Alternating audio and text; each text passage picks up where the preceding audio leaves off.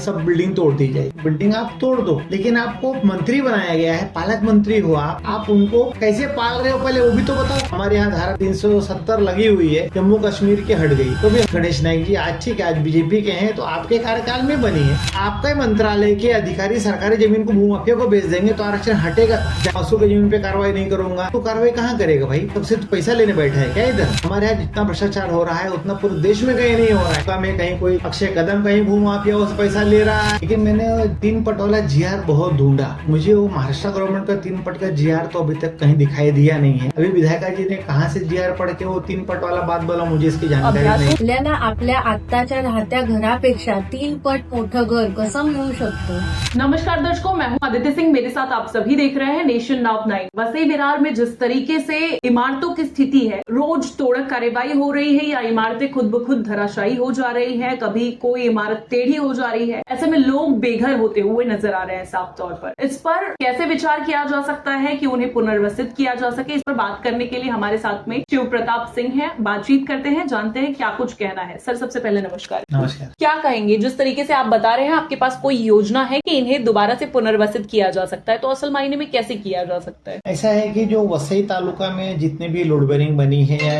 Illegal building आप बोल रहे हो जितने भी बनी है, ये सारी बिल्डिंगें 1990 में जब नालासोपारा विरार वसई में प्लानिंग अथॉरिटी करके यहाँ पे सिडको आई, तो उस समय जो है नगर पालिका बनी। नगर पालिका बनने के बाद उन्होंने नगर पालिका क्षेत्र के लिए सिडको का प्लान लाया कि नगर पालिका क्षेत्र में सिडको आरक्षित किया प्लॉट को, जिसमें अलकापुरी और ये जो रहमत नगर है, ये सब आरक्षित प्लॉट है। विजयनगर, विजयनगर जो भी है, तो क्या हुआ कि वो प्लॉट आरक्षण हो गया। जैसे अलकापुरी का जो आपने देखा वो प्लेग्राउंड रिजर्वेशन है, ये जो रहमत नगर है ये भी प्लेग्राउंड रिजर्वेशन है। सबसे बड़ा उदाहरण 41 इमारत। हाँ, 41 भी जो है आरक्षण था, वो उसका डंपिंग ग्राउंड एसटीपी का। तो हुआ ऐसा कि वहाँ पे ऑफिशियली कोई बिल्डिंग बन नहीं सकती थी, तो जगह मालिक ने क्या किया, वो किसी 40 बिल्डर को बेच दिया। बाद में 40 बिल्डर ने किसी को डेवलपमेंट पे दे दिया और उसको वहाँ पे इलीगल लोड बेरिंग वगैरह बन गई। अब ठीक है, बम्बई से नजदीक हम होने के नाते हमारे यहाँ पॉपुलेशन ज्यादा हो गया, लोग यहाँ पे सस्ता घर पाए, बम्बई घर बेचे छोटा छोटा, और यहाँ पे आके घर लेके बस गए। उनको जानकारी नहीं थी कि इलीगल है क्या है। हाँ, मुंबई में जितने में वो एक घर खरीद पाते उतने में यहाँ उन्हें 2-3 मिल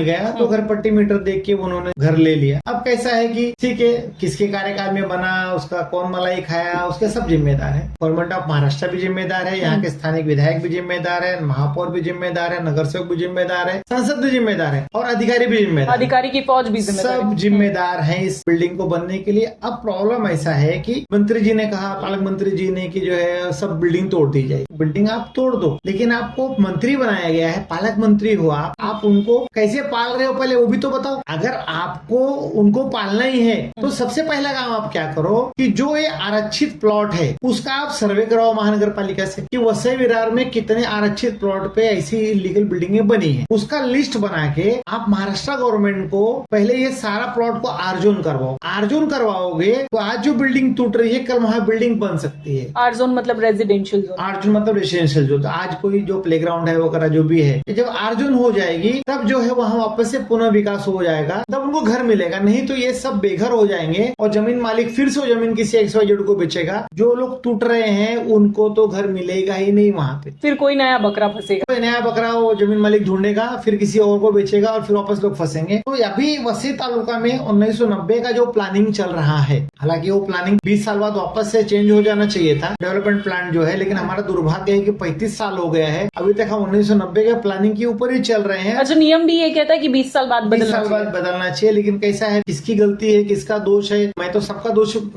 मानूंगा इसके अंदर, महानगर पालिका से लेके महाराष्ट्र गवर्नमेंट तक। तुमने हमारे ऊपर ध्यान नहीं दिया। 35 साल तक तुमने हमको इधर, हमारे यहाँ धारा 370 लगी हुई है, जम्मू कश्मीर की हट गई, तो भी हम अभी भी वो 370 में जी रहे हैं। तो जरा हमारे ऊपर भी ध्यान दो। पालक मंत्री जी के कार्यकाल में बिल्डिंग बनी है, तभी पालक मंत्री जी राष्ट्रवादी के पालक मंत्री थे, गणेश नाइक जी। आज ठीक है, आज बीजेपी के हैं, तो आपके कार्यकाल में बनी है। तो पालघर के पालक मंत्री उस समय वो थे, तब थाना जिला हुआ करता था, पालक मंत्री। हाँ, पालक मंत्री वही थे यहाँ के जो है, और संपर्क मंत्री तभी राधे कृष्ण पाटिल थे। तो आपके कार्यकाल में बना है, तो आप अपनी जिम्मेदारी को निभाते हुए अभी जो लोग यहाँ बसे हैं उनको आप फिर से सर्वे कराइए महानगर पालिका से, और हमारा टाउन प्लानिंग चेंज कराइए। और जो है सबसे ज्यादा भ्रष्टाचार उनके मंत्रालय में चल रहा है वसई तालुका में। अच्छा। जो वन विभाग के मंत्री हैं हमारे यहाँ पे, रीता वैद्य और सरगर, यतीन जो तरे, जितने भी अधिकारी हैं, लोग सरकारी जमीन को सब बेच रहे हैं, भूमाफियाओं को बेच रहे हैं। तो मैं इसके इसके लिए आरोप लगा रहा हूँ क्योंकि जब ये जमीन आरक्षित होगी, आरक्षण जब इसका हटेगा तो कहाँ जाएगा? सरकारी जमीन पे। जब आपका मंत्रालय के अधिकारी सरकारी जमीन को भूमाफिया को बेच देंगे तो आरक्षण हटेगा कहाँ, जाएगा कहाँ पे? तो आप पहले अपने मंत्रालय के ऊपर काबू करो जो यहाँ भ्रष्टाचार चल रहा है, तो ताकि ये आरक्षण हटके वहाँ जा सके। पहले वहाँ धाक जमाना जरूरी है।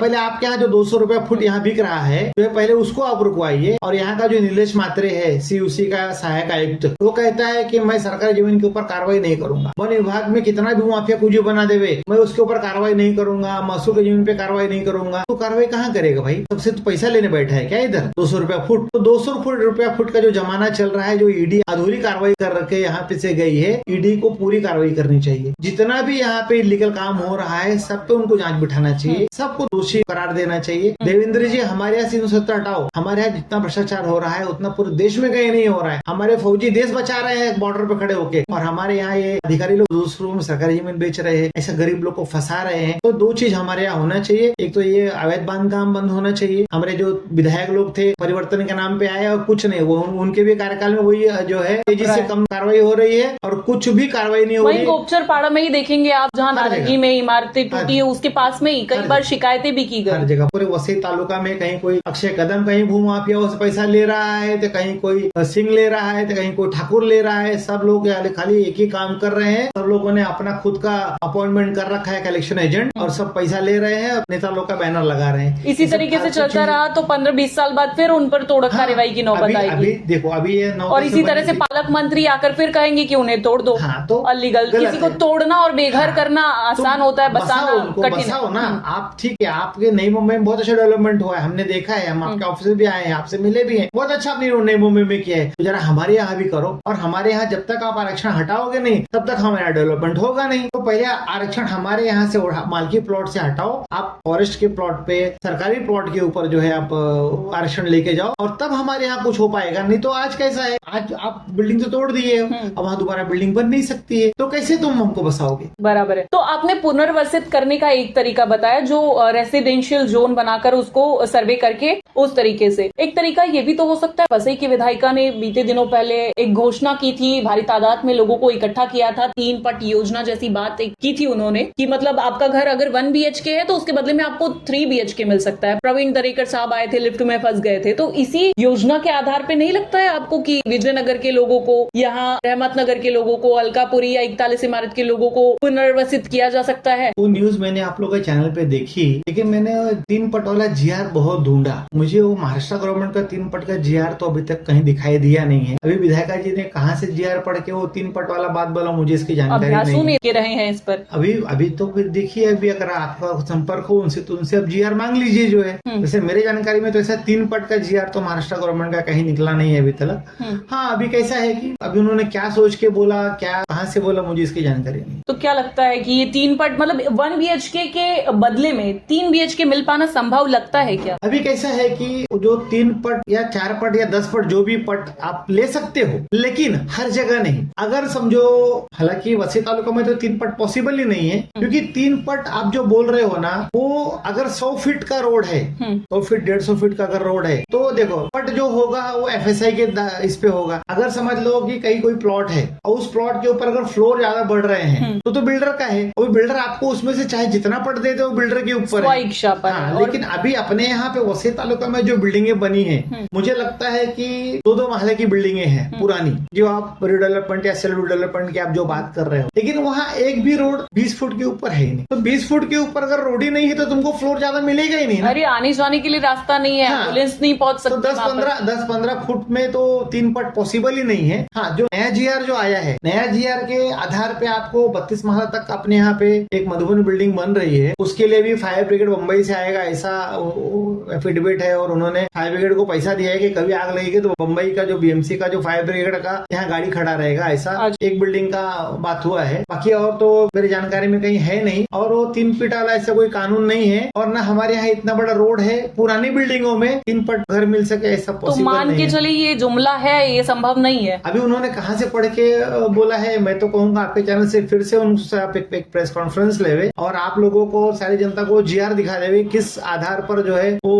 उन्होंने 3 पट बोला है। मैंने टाइम्स ऑफ इंडिया में पढ़ा था कि 10% जो है मुंबई के बिल्डर जो है बढ़ा के दे रहे हैं। ये योजना मुंबई में भी लागू है शायद। देखो ये तो रिडेवलपमेंट की योजना तो हर जगह पे नहीं, है ना। 3 पट की योजना अभी तक प्रवीण दरेकर साहब की कोई योजना है शायद। नहीं, ऐसा कोई जीआर तो नहीं है अभी। ठीक है, वो कैसा है, उनको उसका कमेटी इंचार्ज बनाया है कि पुनर्वसन कैसे किया जाए। मुंबई बैंक के चेयरमैन है, तो मतलब आप सोसाइटी को लोन दो और वो खुद से बिल्डिंग बना सके, इसके लिए उनको उसका हेड बनाया गया है। आप बैंक के चेयरमैन हो तो आप पैसा दो और सोसाइटी बिल्डिंग बनाए। लेकिन 3 पट वाला सिस्टम तो ऐसा कुछ नहीं, क्योंकि अगर होता संभव तो वहाँ तो चौड़ी रोडे हैं, वहाँ तो हो सकता था 3 पट ये योजना। देखो पुरानी बिल्डिंग जितनी भी है कोई चौड़ी नहीं, 20 फुट की है, चाहे मुंबई की हो चाहे यहाँ की हो। जो नए रोड बने हैं 90 के बाद में, वो अगर जिसे कोई टाउनशिप बनाता, जिसे यहाँ पे एवरशाइन सिटी है या ग्लोबल सिटी है, ऐसी टाउनशिप जो बनी है वही रोड आपको चौड़ी मिलेगी। और 80-90 में तो नहीं थी। लेकिन आप अभी 10% वाली कोई बात कह रहे थे कि बिल्डर 10% ही मुंबई में दे रहे हैं। अभी कैसा है, हाँ, जैसे मैं बिल्डर हूँ, मैं आपके पास आया, सोसाइटी चेयरमैन सेक्रेटरी से मैंने बात किया, तो मैं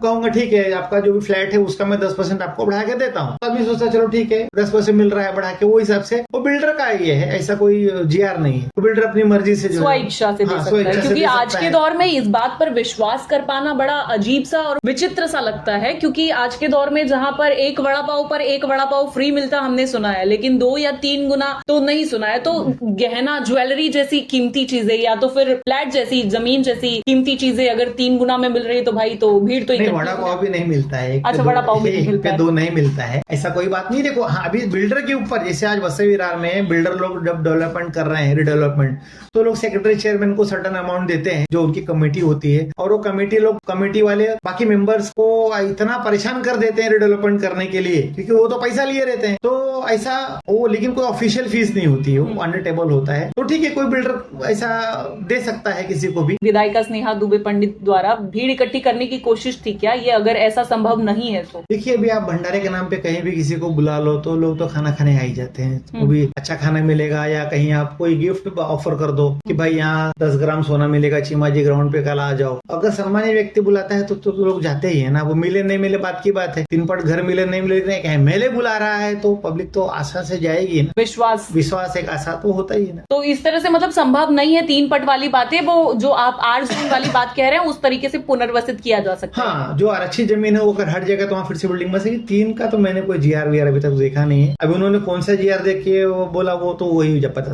तो आप साफ तौर पर समझ पा रहे हैं कि अगर उन लोगों को पुनर्वसित किया जाना है जो लोग बेघर हो रहे हैं या जिन पर बेघर होने की तलवार लटक रही है, तो उन्हें पुनर्वसित करने का सिर्फ एक तरीका है कि उनके क्षेत्रों का, जहां पर वो रहते हैं, उनका सर्वे किया जाए और आर जोन उसे बनाया जाए, जिससे भविष्य में उन्हें पुनर्वसित किया जा सकता है। लेकिन 3 पट जैसी कोई भी योजना अभी तक लागू नहीं की गई है जिसके चलते किसी को पुनर्वसित किया जा सके या फिर किसी को 3 गुना मुनाफा पहुंचाया जा सके। अब ऐसे में देखना ये होगा कि उन लोगों को किस तरीके से पुनर्वसित किया जाता है। लेकिन हाल फिलहाल शिव प्रताप सिंह द्वारा ये योजना सुझाई गई है। देखना ये भी होगा कि महानगर पालिका या जिम्मेदार नेता इस पर कितना विचार करते हैं।